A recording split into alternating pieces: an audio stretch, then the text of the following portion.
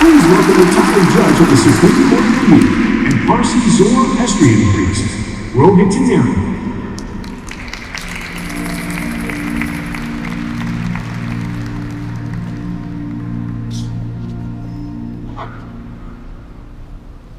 Fellow seekers after the truth who come from all over the globe, good morning.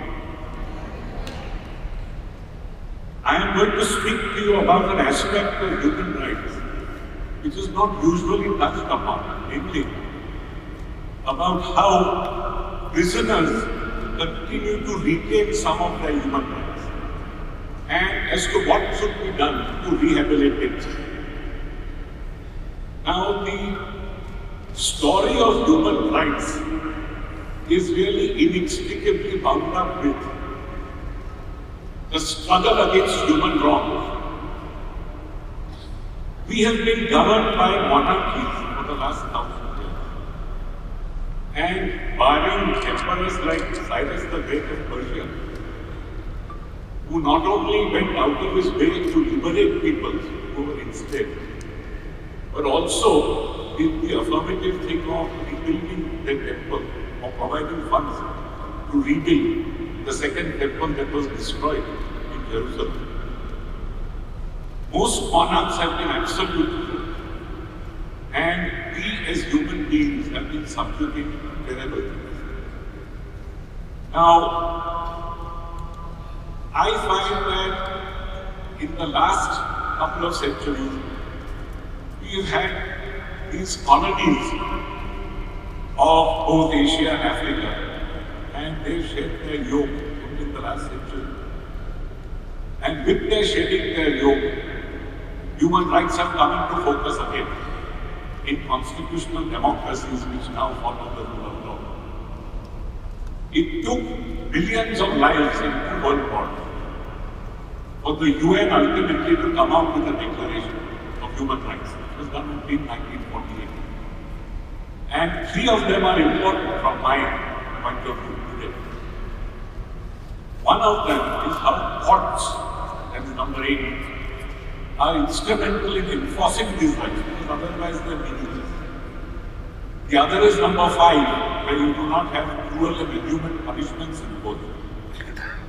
And then, most important, the presumption of innocence, number 11, before you are proven guilty.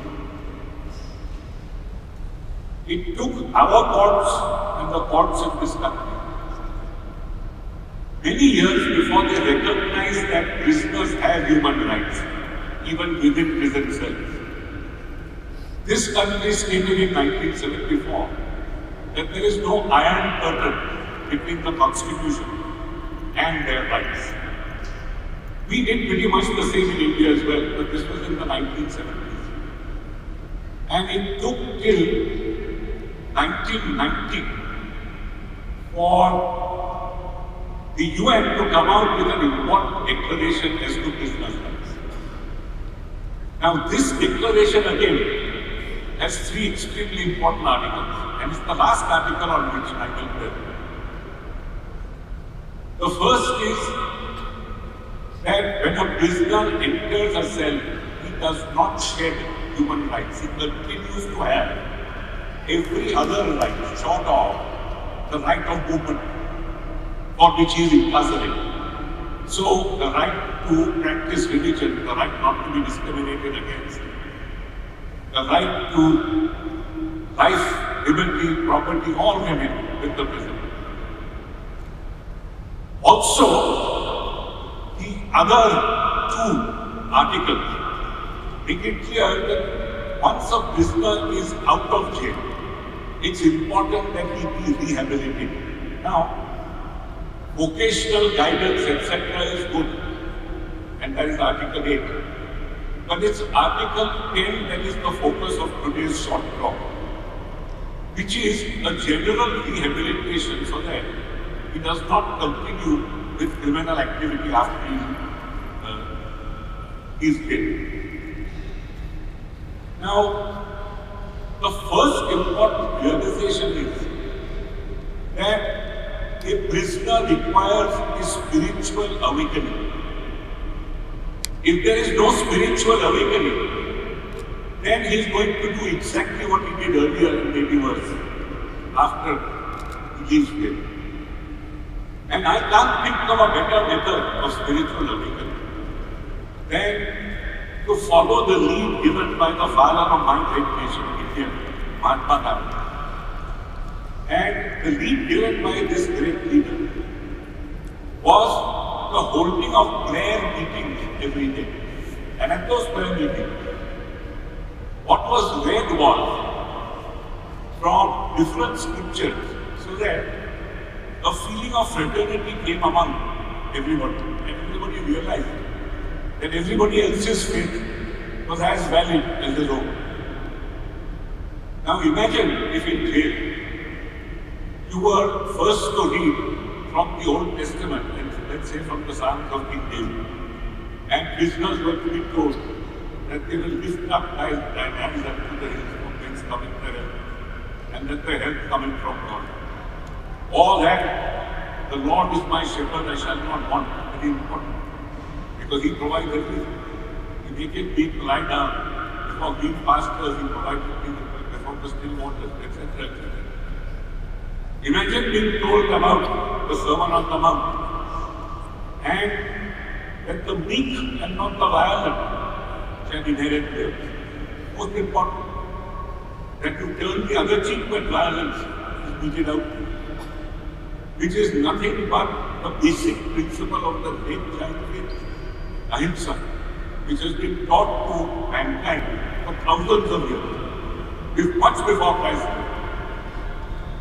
Imagine being told, for example, about the Four Noble Truths of the Buddha.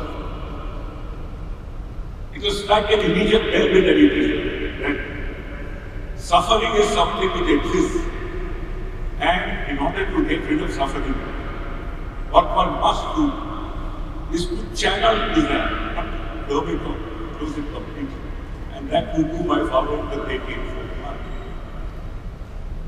Imagine being told about the great Sikh faith and our Sikh brethren who have been giving us lunch every day in this parliament. The actual practical demonstration of love for a fellow human being in their two great things, hunger and parasite, where whether you happen to be the richest and most powerful or the most poor and small person, all of you will stand to serve humanity. Imagine also that you will be told about the great truths of the Bhagavad Gita from the Hindu.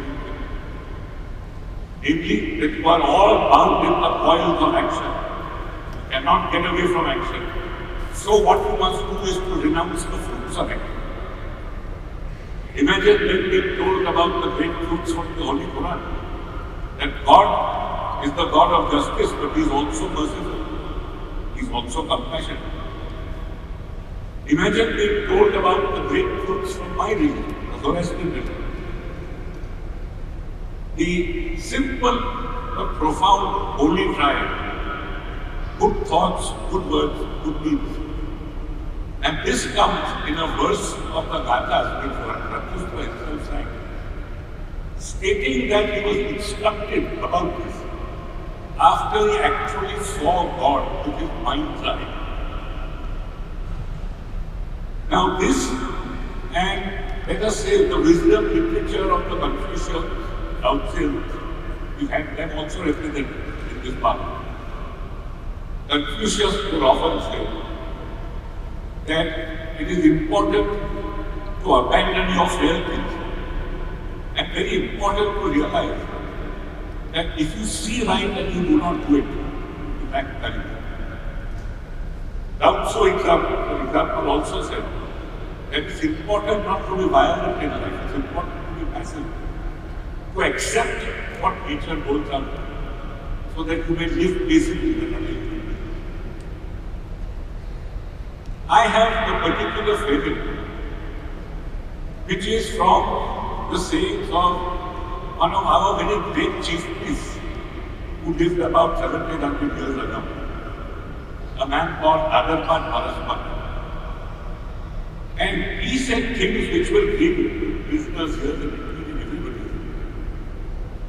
He said, for example, that what is courage unless it is accompanied with wisdom? Very important. Because even a terrorist is a courageous person, but he's not a wise person because he doesn't realize that he can achieve the same means by non-violent means. So to repeat, courage must always be accompanied by wisdom. Second, intelligence by vision. Now, there's no point being intelligent and using it in a perverted manner for which you have got into jail. You must have the vision to realize that you will be in jail and that you should quit for that reason, but also that you should do something good because it's intrinsically important to do something good in itself. Then you also have a beautiful saying that there isn't much point in having a good thought unless it actually transmutes itself into a good deed, because the good thought is only one way, something that you think of. But it's the good deed that benefits both of you, both the doer and the doer. And finally, how it is extremely important when you are wealthy to be generous.